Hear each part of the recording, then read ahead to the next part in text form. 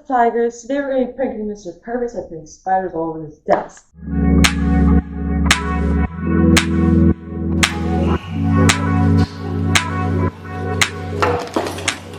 What is all this? The heck? April Fools! You got pranked! It's not even April Fool's.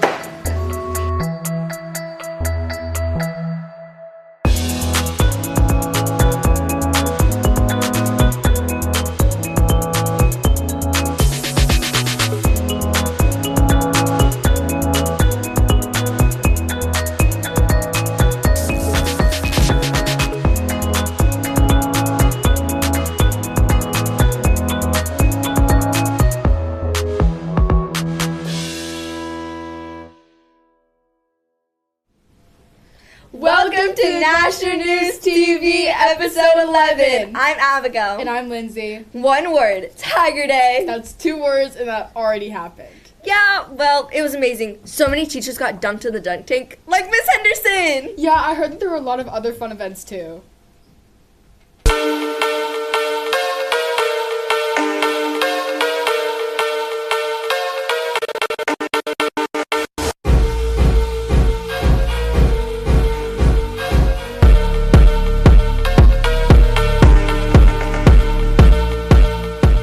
What made me decide to sign up for the dunk tank is because it was 15 minutes compared to an hour at each activity, and I love the water, so that's why I chose the dunk tank. Yes, I absolutely regret signing up for the dunk tank. Why? Because I knew that Connor knew. Connor, how did you feel when they showed you on the dunk tank after you ran up? Oh my! How did I feel? How did I feel? This was. I was just shocked. I mean, like, Did you think it was fair? No, I didn't think it was fair. How do you feel about him burning up the rest of the way? He received a 0 for that day, and he is no longer my favorite. Oh, I was your favorite at some point. I was so excited to play games with Excel, but now we have to play IXL. It's horrible. Yeah, it's so bad I can't even do my homework. We need to get to the bottom of this.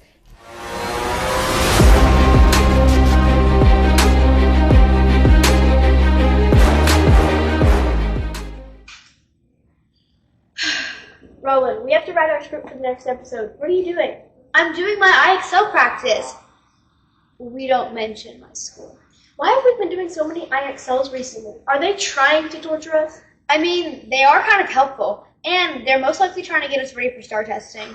Maybe Miss Tanner can tell us about why they've been added to ROAR. Why don't we talk to her to get more information? As we get into the final weeks before STAAR, we do want to make sure that we're maximizing the practice that we get as we are leading up to taking that test. And IXL is shown to be a research-based way and a proven way to help make sure that students get the highest score possible. And we know that you guys are really hard workers and high achievers, and so we want to make sure that you do get those really high scores that you have worked so hard for. At times, adults who work in education throw around the term research-based a lot. So what happens is different programs get studied by different universities or other institutions, and they show like which programs are really effective and work and which programs or practices maybe don't work as well. And IXL is one that, while I know it's a little repetitive, has shown that it really does help improve student scores. And it also allows students to work specifically where they're at, because then it will get harder or easier based on how you're answering questions. And I kind of like IXL because it's efficient to get to, but I would rather just do something else. I do not like IXL because there is just like too much work and it makes you redo questions if you get them wrong, and I just hate that about it.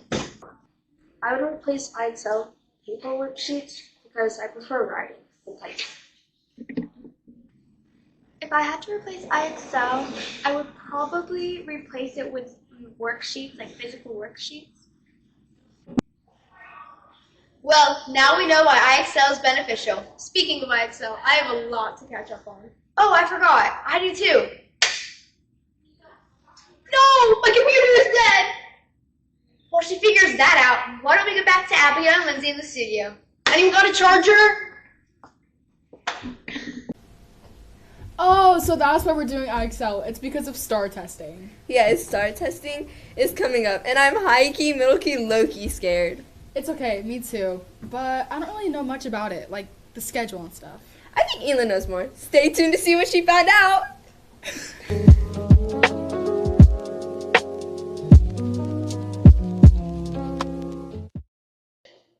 Hey, Julia, what are you eating? I'm so hungry. Can I have one? No, fine. But Julia, I'm starving. Well, I'm not stubborn. We all have issues. I swear, I'd leave you two alone for 5 minutes. Ignore this catastrophe behind me. I'm here to tell you about what you can, or rather what you cannot, have in STAAR testing classrooms. Wait, so Julia's candy's banned? Yes. Messy, loud, and sticky candy is not allowed in STAAR testing. How did you do that to Julia? Exactly. What did you do to me, Caitlin? Alright, let me get into the segment before round 2 starts. As we get closer to STAAR testing, we have a few reminders. First, snacks are allowed during testing, but they must be simple and clean. Messy or sticky snacks are not allowed. Or anything that leaves fingerprints on computers.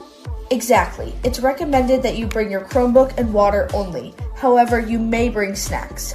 Details on whether or not you will need to pause your test to eat or if foods will be allowed at all are still being finalized.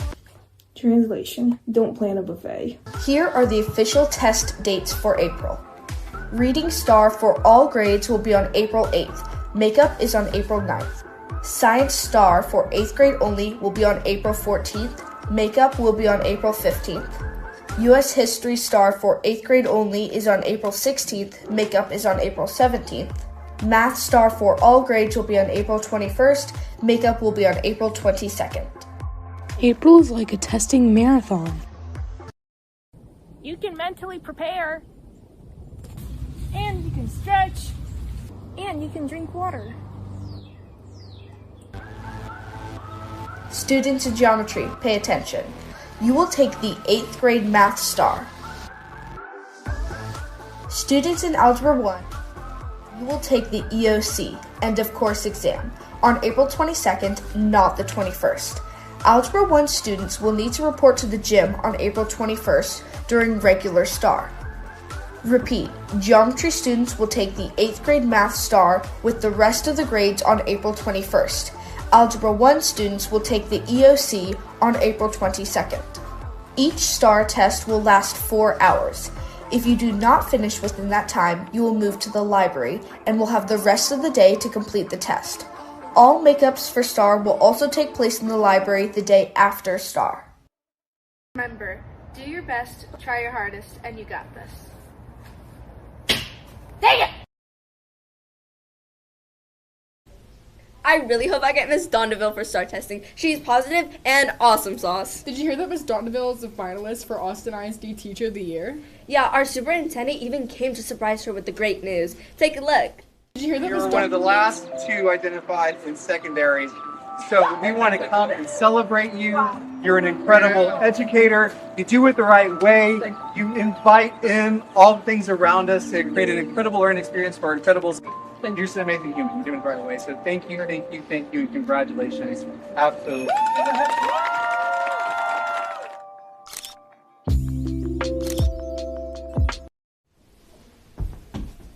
Lashaya.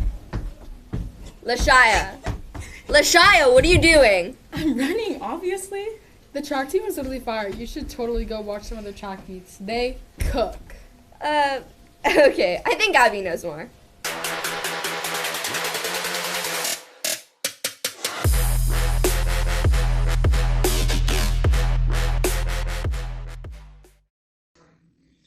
Hey, no running in the hall. Sorry, I was practicing for track season. Speaking of track season just started. Their first meet was last Wednesday. Come with me to go talk to some tigers.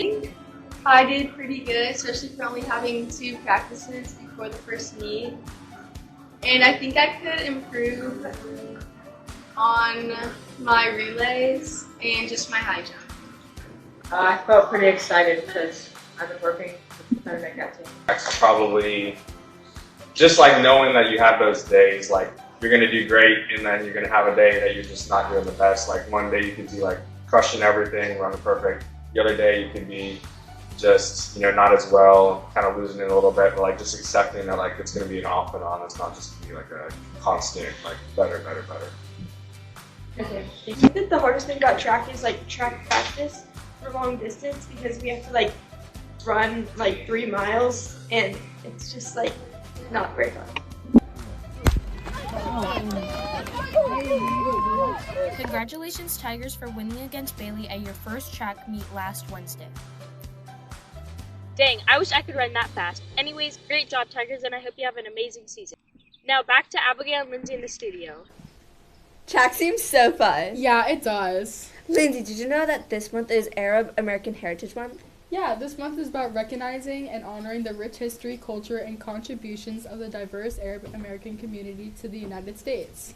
People like Dr. Michael DeBakey, who revolutionized heart surgery by developing a partial artificial heart.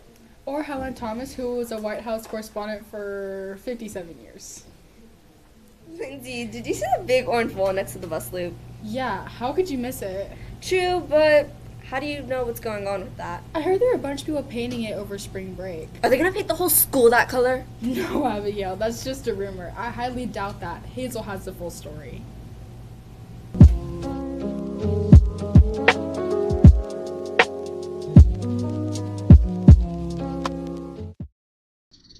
Well, I don't really know quite what's going on here.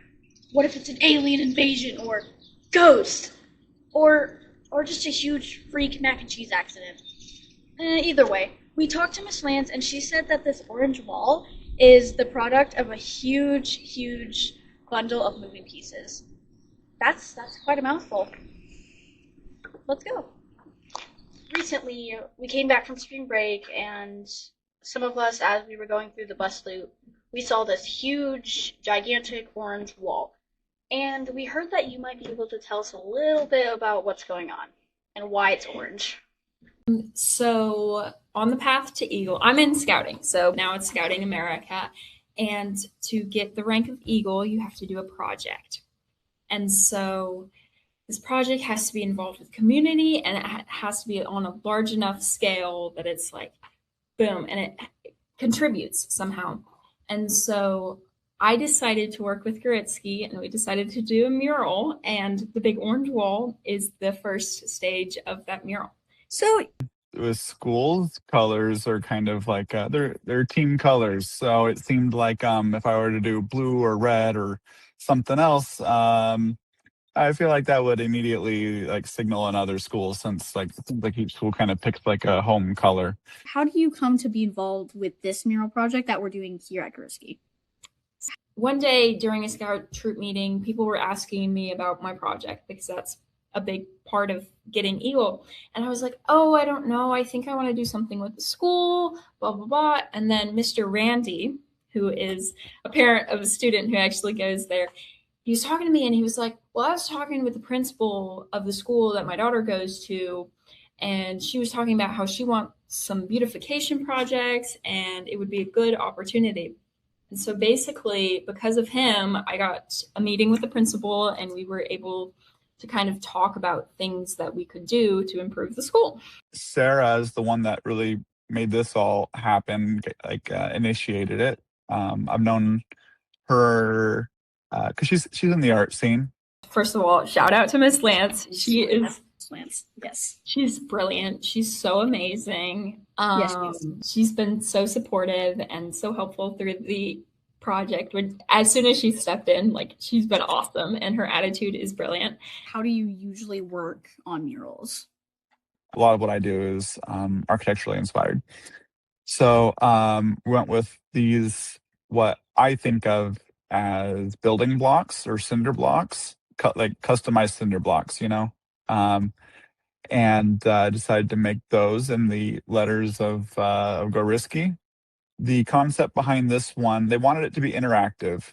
We need to make sure that this is something that everybody's proud of. The concept was, I will create basically framing, and we will basically make each letter have an area that's supposed to be a window, And so I'll make it so it looks complete because this will be a long-term like process for installation. So like over the years, we'll have different groups of students paint on this mural. As people fill it in, it'll change. It'll look totally different over the next. Let's see, Goriski is 9 letters, I think. So over the next 9 years, it'll start looking a lot different. That it'll like not only encourage y'all a little bit, but also the scouts who do go to Gretzky, they could see how they can actually do stuff for their school and possibly get more beautification projects happening at Gretzky in the future. Well, there you have it. What an awesome collab. Let's get back to Abigail and Lindsay in the studio. See, I told you that was just a rumor. It's pretty cool that students will get to be a part of the design. I can't wait to see the next phase. Lindsay, we're still filming. What could you possibly be studying for? I'm warming up to play 20 questions. I don't think you can warm up to play 20 questions. Have you ever played 20 questions before? No, but Luke sure has. All right, Luke. Tell us how it goes.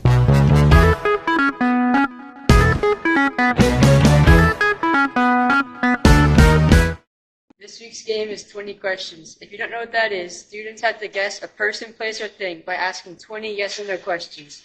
Let's go meet the contestants. Is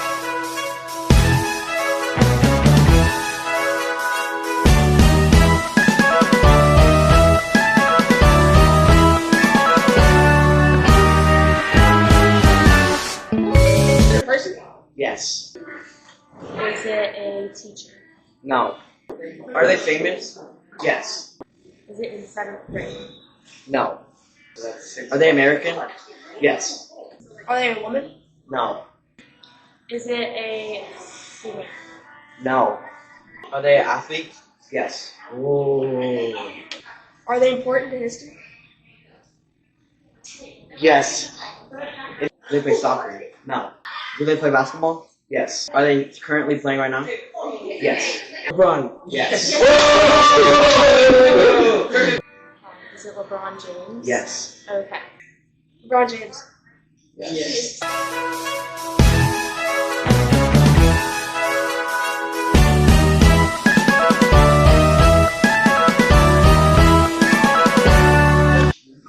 Is it a person? No. Is it a place? Yes. Is it a restaurant? No. Is it somewhere in Circle City? No. America? No. Like it's a landmark? Yes. Is it in Asia? No. Is it in Europe? Yes. Hotel? No. Yeah, I'm gonna stop it. I don't know where it is. France? Yes. Eiffel Tower. Eiffel Tower. Yes. Yes. Eiffel Tower? Yes.